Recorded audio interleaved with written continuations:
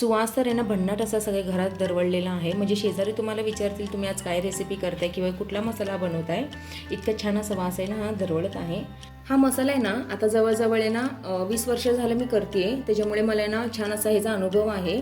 मसाले करायलाही मला पर्सनली आवडतं आणि मला त्याचा आपण म्हणतो ना आवड असते तशी मला आवड आहे. स्वतः मसाले करायचे, ते ट्राय करायचे आणि ते यूज करायचं असं मला आवडतं. आता इथे ना मला ऑर्डर होती अर्धा किलोचे दोघींची ऑर्डर होती मला इथे गरम मसाल्याचे, म्हणून मी म्हटलं चला ही रेसिपी तुमच्याबरोबर शेअर करावी. आता इथे मी ना अर्धा किलोचं प्रमाणात तुम्हाला गरम मसाला दाखवणार आहे. अचूक प्रमाण आणि वजनी प्रमाण इथे मी तुम्हाला दाखवणार आहे, सांगणार आहे, म्हणून व्हिडिओ स्किप न करता पूर्ण बघा. आता मी 20 ते 25 आहे ना बेडगी मिरची घेतलेली आहे. ही पूर्णपणे ऑप्शनल आहे, टाकली तरी चालतं किंवा नाही टाकली तरी चालतं, पण टाकलं ना कलर छान येतो. आता आहे ना इथे जिरं घेतलेलं आहे, हे 100 ग्रॅम आहे. जिरं आणि धणे हे 100 ग्रॅम आहेत. हे गार असतात, हे दोन्ही पण पदार्थ आहेत ना हे गार असतात, घटक हे गार असतात, म्हणून हे मी जास्त घेतलेलं आहे. इथे ना तमालपत्र हे मी ना 20 ग्रॅम घेतलेलं आहे. त्याचा वास जरा उग्र असतो म्हणून हे आपल्याला कमीच टाकायचं आहे. दालचिनी हे मी 40 ग्रॅम घेतलेली आहे. आपल्याला चांगली बघून दालचिनी घ्यायची आहे. मसाल्याचं पण सामान आहे ना घेताना फ्रेशच घ्यायचं आहे, चांगल्या क्वालिटीचं घ्यायचं आहे. इथे ना 40 ग्रॅम मी शहाजिरी घेतलेला आहे. 40 ग्रॅम इथे मी हिरवी विलायची घेतलेली आहे. 40 ग्रॅम इथे मी ना मिरी घेतलेली आहे. ह्याला ना असं तिखट स्वाद असतो स्वतःचा, म्हणून हे आपल्याला ना प्रमाण आहे ना जेमतेमच घ्यायचं असं, जास्त घ्यायचं नसतं हे, कारण त्याने काय होतं ना आपल्या गरम मसाल्याला असं आहे ना जेव्हा तो आपण भाजीला टाकतो तिखट आपल्याला तो लागू शकतो, म्हणून हे 40 ग्रॅमच आपल्याला घ्यायचं आहे. आता इथे लवंगा पण तसंच असतं सेम, ह्याचं आहे ना असं तिखट असं ह्याला आहे ना एक चव असते, म्हणून हे 40 ग्रॅम घ्यायचं आहे. इथे ना स्टारफूल इथे मी 40 ग्रॅम घेतलेला आहे. इथे आपल्याला ना जावित्री नाही ही 20 ग्रॅम घ्यायची आहे. मसाला विलायची पण इथे ही कडवट चव असते, म्हणून आपल्याला इथे ही 20 ग्रॅम घ्यायची आहे. आणि ना इथे छान असा सुगंध येण्यासाठी ना 2 जायफळ घेतलेले आहेत, ते पण 20 ग्रॅम आहेत. चला तर मग त्यात आपल्याला हे ना एवढं साहित्य आहे. आता आपल्याला ना गरम मसाला ह्याचा बनवायचा आहे. चला तो कसा बनवायचा किंवा कसं भाजायचा, त्याचं प्रमाण काय ठेवायचं, कोणते मसाले एकत्र भाजायचे. आता सगळ्यात आधी ना आपल्याला हे फोडून घ्यायचं आहे, ह्याचे तुकडे करून घ्यायचं, म्हणजे छान असं ते भाजलं जातं. मिरच्यांचे तुकडे करून घ्यायचे तिथे आपल्याला, आणि ते तमालपत्राचे पण आपल्याला ना कैचीने हे तुकडे करून घ्यायचे आहेत, म्हणजे ते छान असं भाजलं जातं. चला उशीर न करता या रेसिपीला सुरुवात करूया. इथे ना आपल्याला सगळ्यात आधी ना धने भाजून घ्यायचे आहेत. धने भाजलेले कसे कळतात, जेव्हा ते जसा सुगंध घरभर पसरतो ना तेव्हा आपल्याला कळतं धने छान असे भाजलेले आहेत. मसाले जर आपण चांगले भाजले ना तर मसाला टिकण्यास पण मदत होते, म्हणून ना कधी पण घाई न करताना मंद आचेवर ना हे मसाले आपल्याला भाजावे लागतात. 1-2 मिनटं आपण याला छान असं बारीक गॅसवर भाजून घ्यायचं आहे. ते तडतड उडतात आपले धने. मग आपले धने छान असे भाजून झालेले आहेत, तुम्ही बघू शकता. सुगंध छान असा पसरायला लागलेला आहे घरभर. आता आपण याला ना काढून घ्यायचं आहे.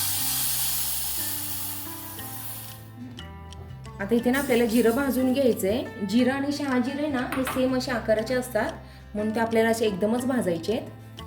आकार आणि साईज पण जवळजवळ सेमच आहे, म्हणून आपण ना हे दोन्ही मसाले आहेत ना हे एकदमच असे भाजून घ्यायचे आहेत, पण मंद आचेवर आपल्याला हे भाजून घ्यायचे आहेत. इथे ना 5 मिनटं झालेले आहेत. आपले जिरे छान असे भाजले गेलेले आहेत. आता आपण त्याला पण ना काढून घ्यायचं आहे. इथे ना आपल्याला मिरी, लवंग, मसाला विलायची आणि स्टारफूल हे सगळे एकदमच भाजून घ्यायचे. हे आपल्याला एकदम का भाजायचे आहेत, कारण हे सगळे ना जाड सालीचे मसाले आहेत, त्याला ना वेळ हा एकसारखाच असा लागतो, म्हणून आपल्याला हे एकदमच सगळे टाकून भाजायचे आहेत, तरी पण हे चालणार आहेत. आता आपल्याला हिरवी विलायची घालून घ्यायची आहे.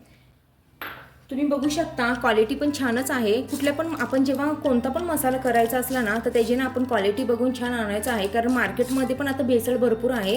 क्वालिटी बघून छान असं आपण मसाल्याची निवड करायची आणि ती आपण आणायची आहे, त्याने मसाला पण छान होतो आणि आपल्याला क्वालिटी पण चांगली मिळते.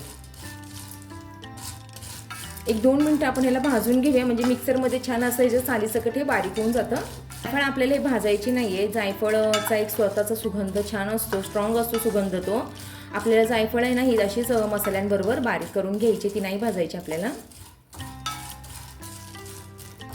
विलायची छान अशी टम्म फुगायला लागलेली आहे, त्याचा सुगंध दरवळायला लागलेला आहे, म्हणजे आपली विलायची छान अशी भाजली गेलेली आहे. आपण ह्याला काढून घ्यायचं आहे. आता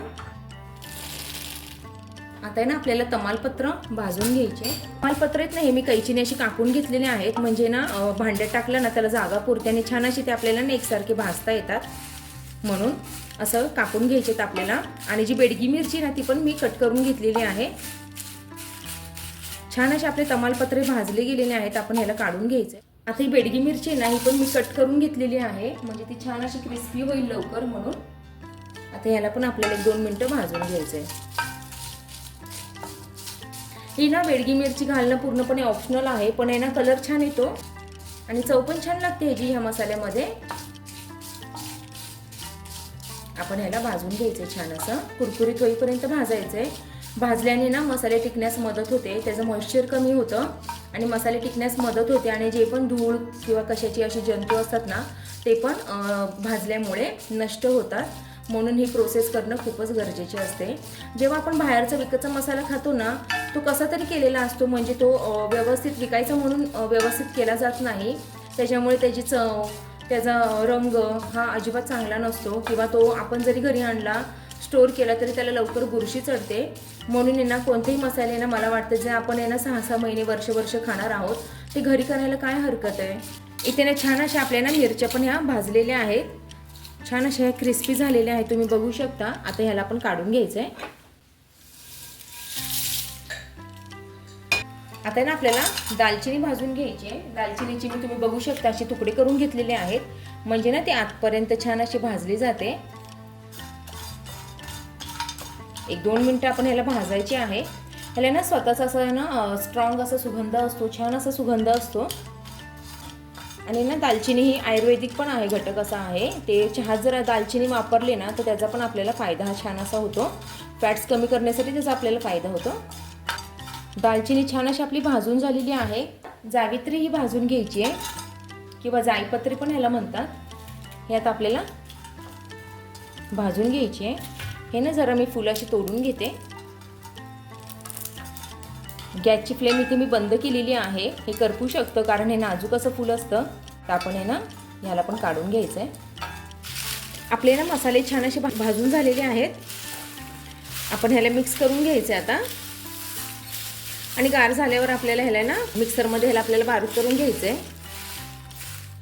ज्यांनी मला ऑर्डर दिलेली आहे ना ते माझं रिपीट कस्टमर आहे. त्यांनी माझा आहे ना पहिला पण आहे ना सोलापुरी काळा मसाला आणि कांदा लसूण मसाला ट्राय केलेला आहे. त्यांना तो भरपूर आवडला, म्हणून त्यांनी पुन्हा त्या मसाल्यांची ऑर्डर दिलेली आहे. आणि प्लस आहे ना या गरम मसाल्याची ऑर्डर दिलेली आहे.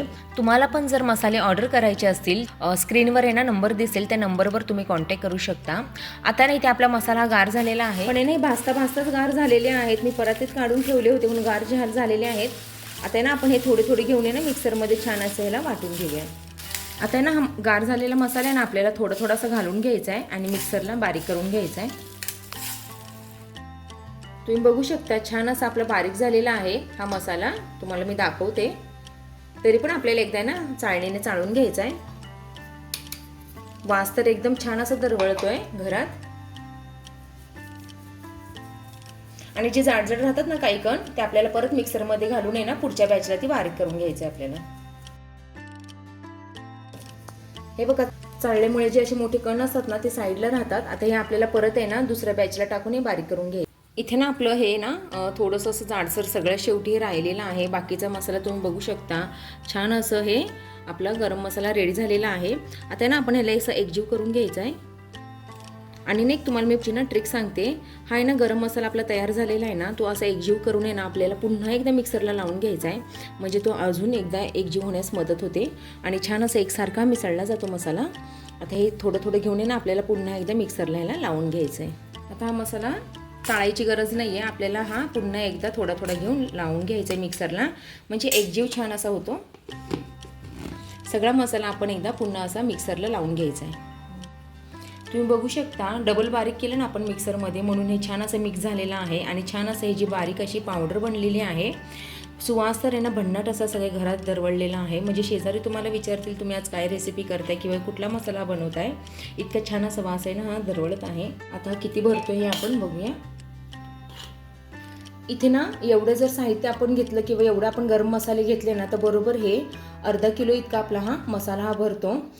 हे गरम मसाल्यांचं किंवा प्रत्येक मसाल्याचं काय गुपित असतं माहिती आहे का? आपल्याला जर हा टिकवायचा असेल, याचा सुगंध रंग जर टिकवायचा असेल तर तो स्टोअर करणं पण कसा आपण स्टोअर करतो हे महत्त्वाचं आहे. हे एअरटाईट आपल्याला स्टोअर करायचं आहे. प्लस आपल्याला हे चिनी मातीच्या किंवा काचेच्या जारमध्ये स्टोअर करावं लागतं. चला तर मग ह्याला आपण आधी स्टोअर करू आणि ह्याच्यानंतर पण मी अर्धा किलोचा अजून मसाला करणार आहे आणि ते दोन्ही पण झाले ना मग मी ह्याला पॅकेजिंग करून अर्धा किलोचे हे पॅक करणार आहे आणि कुरिअर करणार आहे. तोपर्यंत मी काचेच्या जारमध्ये वास जाऊ नये, सुगंध जाऊ नये म्हणून मी याला स्टोअर करून ठेवणार आहे. आता तिने मी काचेची जार घेतलेला आहे. असं हे स्वच्छ धुवून असं वाळवून घेतलेलं आहे. हे जे ते ना मी 2 ते 3 ना हिंगाची अशी खडी टाकणार आहे. हिंगाच्या खड्याने काय होतं ना मसाला पण टिकतो छान. आता हे मला पॅक करायचं तोपर्यंतच मी हे स्टोअर करणार आहे. पण जर तुम्हाला 6-6 महिने मसाला टिकवायचा असेल किंवा छान असा रंग याचा ठेवायचा असेल, सुगंध याचा ठेवायचा असेल तर असं हिंगाची खडी टाकायची काही आणि त्याच्यावर हा मसाला स्टोअर करायचा.